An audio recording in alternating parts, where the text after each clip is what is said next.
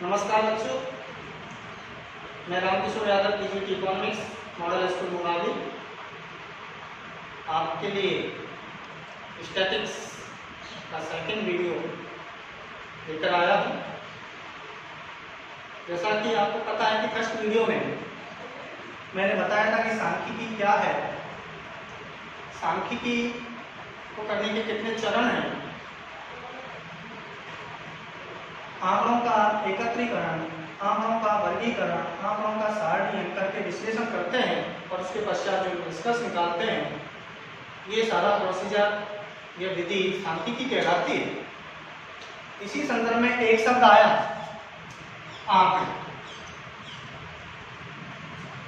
अब हम आपके यहाँ से क्वेश्चन भी पुटअप होता है कि आंकड़े किसे कहते हैं तथा प्राथमिक आंकड़े और द्वितीयक आंकड़े में अंतर बताइए।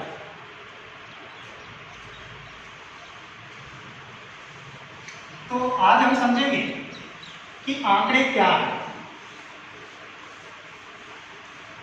डिफाइन द डाटा, आंकड़ों को समझें।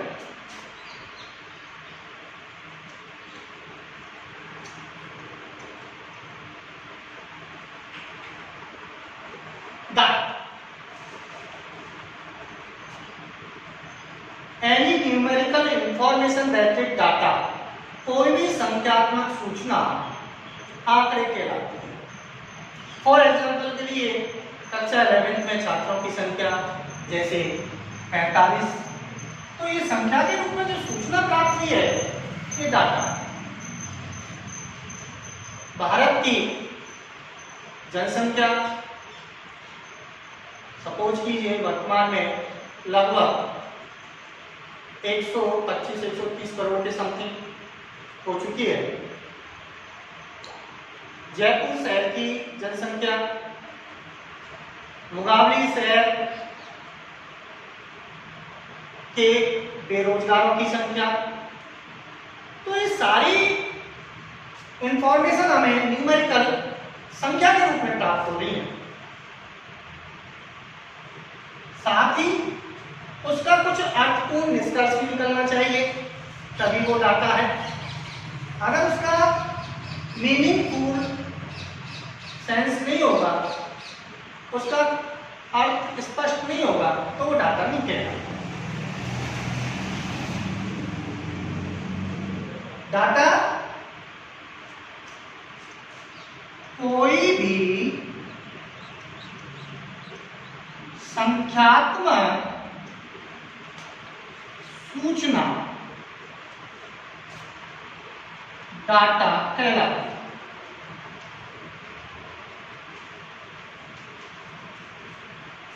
Any numerical information that is data। अब बात आती है कि डाटा कितने प्रकार का होता है। तो कई बुक्स में अलग अलग तरीके से उसको बताया है, पर डाटा दो प्रकार का ही होता है मेनली। एक होता है प्राइमरी डाटा, एक होता है सेकेंडरी डाटा, प्राथमिक आंकड़े और द्वितीयक आंकड़े। तो यहीं से क्वेश्चन बनता है कि डाटा कितने प्रकार का होता है। तो डाटा दो प्रकार का होता है। एक होता है प्राइमरी, जिसे आप कहते हैं प्राथमिक आंकड़ा। एक होता है सेकेंडरी डाटा, द्वितीयक आंकड़ा। अब यहीं से क्वेश्चन निकल के आता है कि आखिरकार प्राइमरी और सेकेंडरी डाटा में डिफरेंस क्या है। तो प्राथमिक आंकड़े कौन से होते हैं? प्राथमिक आंकड़े बच्चों वो होते हैं जो फर्स्ट ऑफ ऑल अन्वेषणकर्ता द्वारा एकत्रित किए जाते हैं। अन्वेषणकर्ता स्वयं घर घर जाकर उनको कलेक्ट करता है और वो प्राथमिक डाटा शुद्ध होते हैं।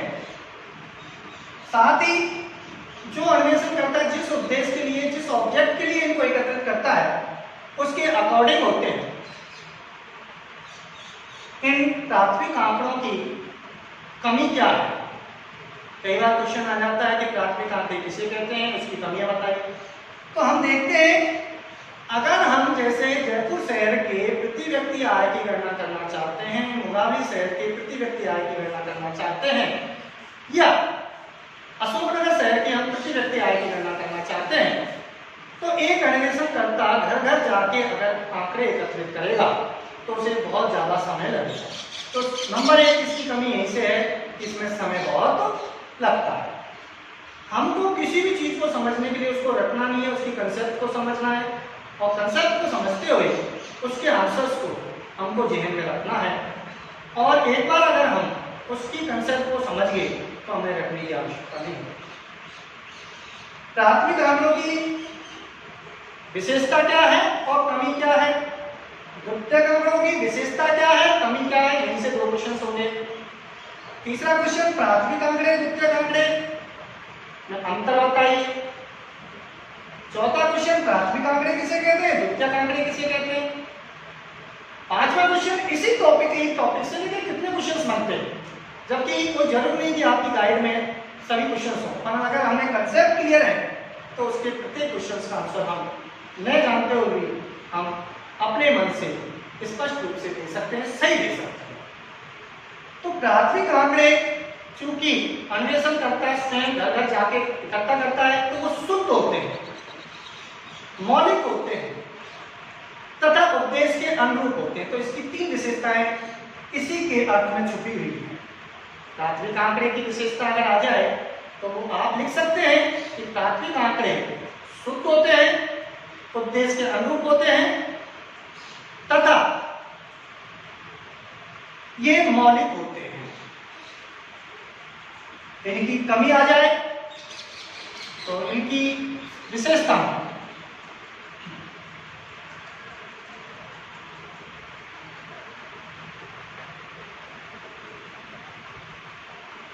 इसकी विशेषता में नंबर एक, ये कैसे होते हैं, शुद्ध। दूसरा, प्राइमरी डाटा मौलिक होते हैं। तीसरा,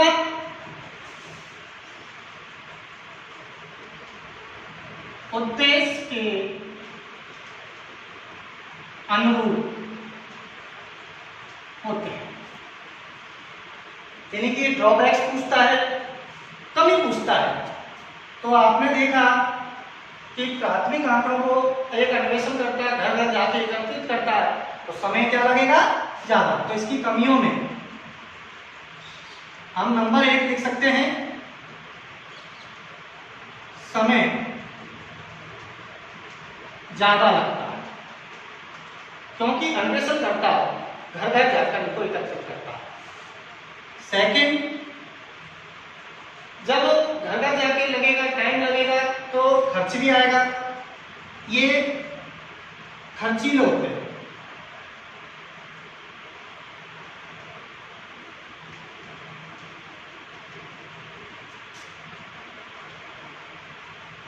आपने देखा जब एकत्रित आंकड़े एक अन्वेषण करता एकत्रित करता है तो सांख्यिकी की विधि का ज्ञान उसे होना अति आवश्यक है।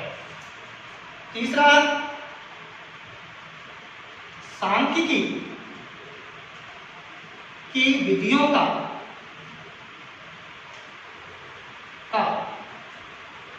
ज्ञान न होने पर ये उपयोगी नहीं रहते। मैंने आंकड़े एकत्रित भी कर लिए, अब स्टैटिस्टिक्स का मुझे ज्ञान नहीं है, तो मेरे द्वारा प्राथमिक आंकड़े जो एकत्रित किए गए उनका वो कोई सेंस नहीं है, यूजलेस हो जाए। तो एक उच्च कोटि की स्टैटिस्टिक्स की मेथड उस अन्वेषणकर्ता को आना चाहिए। तो प्राथमिक आंकड़े किसे कहते हैं, any numerical information that is data, कोई भी संख्यात्मक सूचना आंकड़े हैं। दूसरा क्वेश्चन, आंकड़े कितने प्रकार के होते हैं, आंकड़े दो प्रकार के होते हैं, प्राइमरी डाटा, सेकेंडरी डाटा। प्राथमिक आंकड़े और द्वितीयक आंकड़े। तीसरा क्वेश्चन कि प्राथमिक आंकड़े किसे कहते हैं, इसकी लाभ और हानियां बताइए।